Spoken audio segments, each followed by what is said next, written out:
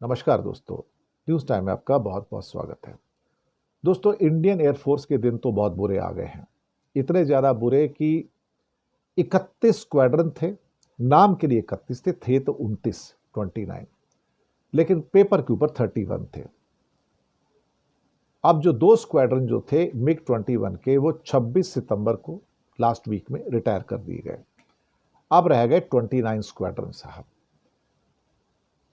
हालात ऐसे हैं कि इसमें से भी जो पुराने एयरक्राफ्ट हैं, उसमें से मिग 29 है, जगुआर हैं, मिराज 2000 हैं, ये भी 2035 तक रिटायर हो जाएंगे। और जब मैंने इनके डेटा को चेक किया तो मैंने पाया कि मिग 21 और मिराज तो अभी भी जंग में काम आ सकते हैं, लेकिन जगुआर तो काम ही नहीं आ सकते। जगुआर तो 1971 में आए गए थे और बहुत पुराने टाइप के एयरक्राफ्ट हैं, मुश्किल 400, 500, 600 की स्पीड से उड़ते हैं मुश्किल से। और एक ज़माना था 60s का वो एयरक्राफ्ट है बेसिकली, तो तब वो उस किस्म के एयरक्राफ्ट चल जाते थे। लेकिन आजकल के ज़माने में तो जगुआर चलता नहीं साहब। और 6 स्क्वाड्रन हैं इनमें, 120 एयरक्राफ्ट हैं साहब, 120 अप्रोक्सीमेटली, जो मेरे पास नेट से इंफॉर्मेशन आई है। 120 में से 40 तो उड़ते ही नहीं है, नॉन ऑपरेशनल हैं, सिर्फ 80 ही ऑपरेशनल है। और उनको भी सिर्फ ट्रेनिंग के लिए यूज़ किया जाता है। पायलट्स को ट्रेनिंग दी जाती है या रिकॉनेसा के लिए यूज़ किया जाता है, उसको जंग में यूज़ नहीं किया जाता। तो ये 6 को भी बाहर निकाल दो 29 में से, तो आपके पास बचते 23 है। अब 23 में से भी कितने एट ए टाइम आपको वॉर के अंदर, सुनने में आया कि वॉर टाइम में जब जाते हैं तो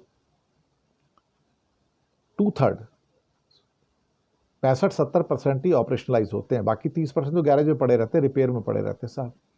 जैसे कि 120 में से 40 एयरक्राफ्ट तो नॉन ऑपरेशनल है जगुआर के, गैरेज में पड़े होंगे या ठीक ही नहीं होते हैं, या उनके कल पुर्जे ही नहीं मिलते होंगे ब्रिटेन से अब तो, क्योंकि वो तो बनने तो बंद हो चुके, कई दशक पहले बंद हो चुके। तो उस हिसाब से देखा जाए तो इंडियन एयरफोर्स की तो हालत बड़ी नाजुक हो गई है।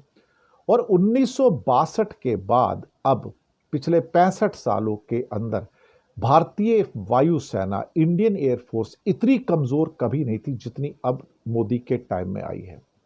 इन 11 सालों में मुझे लगता है 150-200 एयरक्राफ्ट तो रिटायर हो गए होंगे या गिर गए या जो भी हुआ है, लेकिन जुड़े कितने, सिवाय 36 एयरक्राफ्ट के तो कुछ जुड़ा ही नहीं। यहाँ पे जो राफेल आए हैं, उस राफेल में से भी कुछ चले गए, अब ये बताते नहीं कितने गए। अब कभी ना कभी तो खैर सच बाहर आ ही जाएगा, तो तब पता लग जाएगा कि कितने हमारे एयरक्राफ्ट उसमें उड़ गए थे। लेकिन अब हम ये ले दे के 20-22 स्क्वाड्रन के साथ, वर्किंग स्क्वाड्रन के साथ हम करेंगे क्या? 23 स्क्वाड्रन है।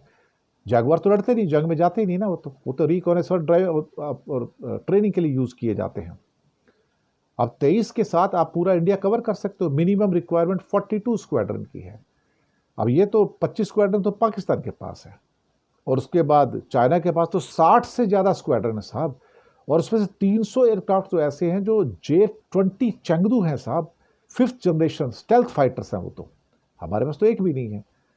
तो इतनी कमज़ोर एयरफोर्स तो हमारी कभी भी लाइफ में नहीं रही। उसके बारे में ये सवाल उठते रहे हैं कि मोदी के टाइम में इतनी एयरफोर्स कमज़ोर कैसे हो गई। बातें बड़ी बड़ी की जाती कि आर्म फोर्सेस मजबूत हो गई है, ये हो गई है, वो हो गई है, लेकिन इनकी हालत तो बहुत ज़्यादा ख़राब है। ये तो कुछ भी नहीं कर पाएंगे। अगर 2 मौक़ों के ऊपर जंग आ गई कहीं पे, चाइना के साथ भी और पाकिस्तान के साथ भी, तो हम तो लड़ ही नहीं पाएंगे। हमारे पास साजो सामान ही नहीं है। एक आर्मी के हमारे एक बड़े जनरल ने कहा था, और एयरफोर्स वालों ने भी कहा था कि देखो जी, अगर लड़ाई आ गई तो जो हमारे पास है उसके साथ हम लड़ेंगे, जो हमारे पास है उसके साथ हम लड़ेंगे। इसके ज़्यादा बेचारे और अपनी बेचारगी और क्या व्यक्त करेंगे भाई। तो शुक्रिया आपका बहुत बहुत, और मिलते हैं अगले अंक में आपसे बहुत जल्दी। Thank you very much.